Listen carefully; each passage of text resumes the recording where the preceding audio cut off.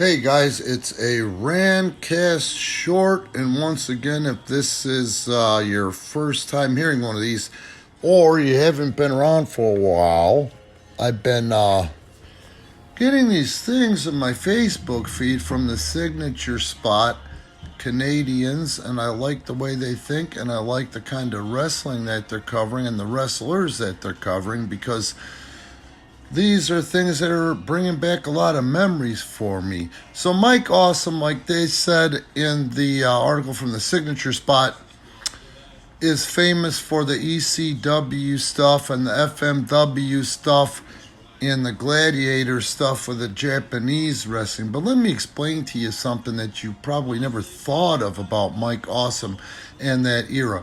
Mike had outstanding training from Steve Kern. Okay, but truth be known, I think he only had a couple of matches before they farmed him out to the USWA.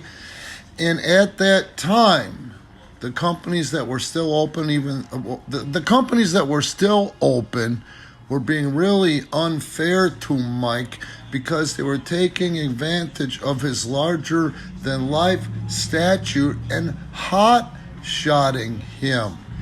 They were trying to make him a top draw and putting all that pressure on him based upon the way that he looked and the fact that Vince's guys were all giants. So they would try to take advantage of the green giants that they didn't have to pay that much. Now, the thing with Mike again, and the thing with hot shotting is he never got the opportunity to go out there and learn the craft. Once you're trained, you don't know shit.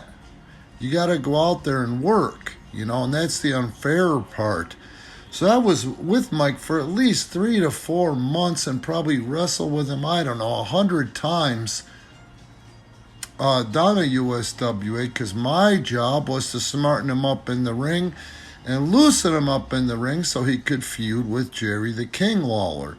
Now, if you also notice, with WCW and WWE, for example, they were looking for that next big thing, and they were looking for that next big thing fast, and that next big thing had to be a larger-than-life guy with no regard for their health, and adding more pressure onto Mike, thinking that if he's not at least 300 pounds, he was not valuable. So WCW, and this is under the guise of non-wrestling decisions by non-wrestling personnel, Bischoff and whoever the hell else he had around, they had gone through all this stuff where they didn't really know, or Eric didn't really know who Mike Awesome was. Eric didn't really pay attention to what ECW was doing.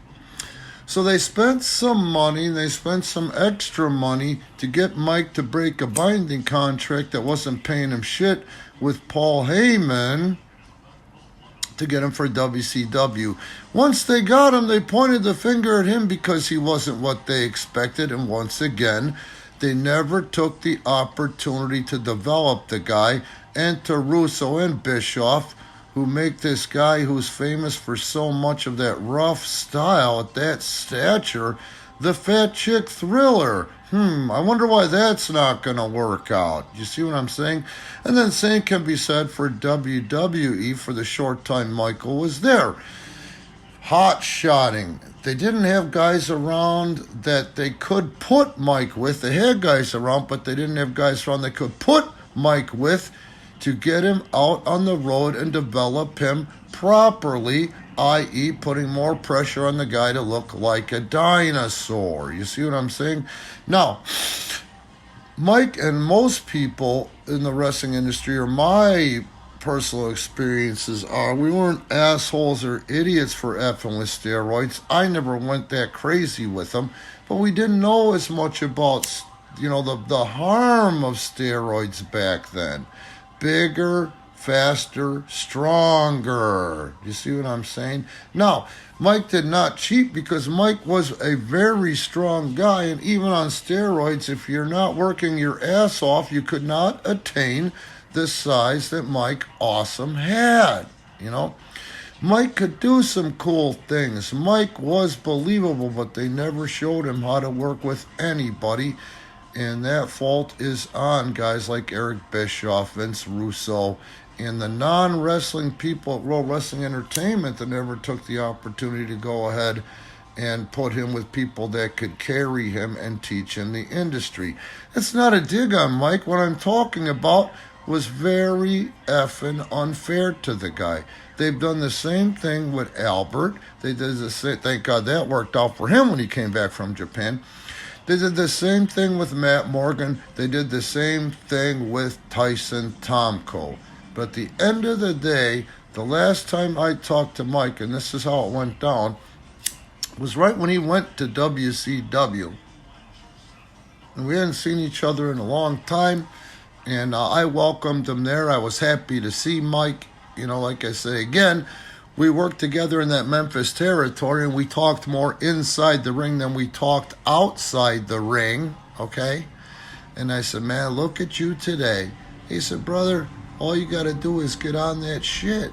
You're a great worker. You're a better worker than I am. Get on that shit. You understand what the pressure that they put on him? And it wasn't just him. And Mike was a young guy when he broke in and trained. Mike was a really young guy when he was working for WCW and under all that pressure, and they expected so much from him. With them never doing the activity knowledge or their homework on Michael, and here's a big dummy that can't do what we want him to do, blame him? Get out of my face. All right, guys. Hope you guys appreciate it. In no way, shape, or form am I knocking Mike. I liked Mike. I respect Mike. And I really was brokenhearted when I heard about his passing. It's a terrible tragedy. I'm not blaming anybody for that. I'm just saying it's something that needs to be considered.